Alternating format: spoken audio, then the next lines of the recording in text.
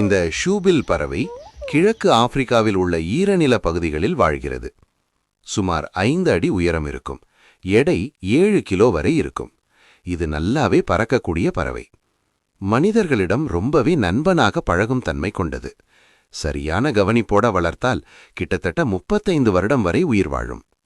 இந்த பறவையின் தோல் கருங்கோழி போல கருப்பாக இருக்கும். இதன் உணவு பழக்கம் கொஞ்சம் வித்தியாசமானது. ஆமைகள், குட்டி முதலைகள், சிறிய மீன்கள், சில நேரங்களில் குரங்கு குட்டிகளையும் சாப்பிடும்.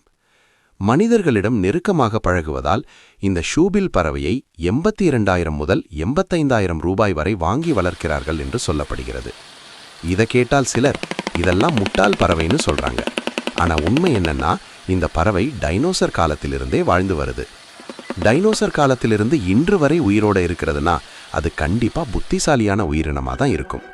சின்ன வயசிலேயே தன்னோட கூட பிறந்த உடன்பிறப்பு குஞ்சுகளோட சண்டை போட்டு அவற்றை தாக்கி சில நேரங்களில் கொன்னுட்டு தான் இது தனியா வலிமையா வளர்ந்து நிற்கும்.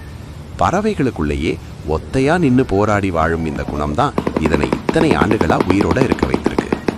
பல டைனோசர்கள், பல உயிரினங்கள் அழிந்து போனாலும் இந்த பறவை இன்னும் உயிரோட இருக்க காரணமே அதனுடைய அறிவும் யோசிக்கும் திறனும் தான். நாங்க என்ன கேட்டா, இது கண்டிப்பா புத்திசாலியான பறவை தான்.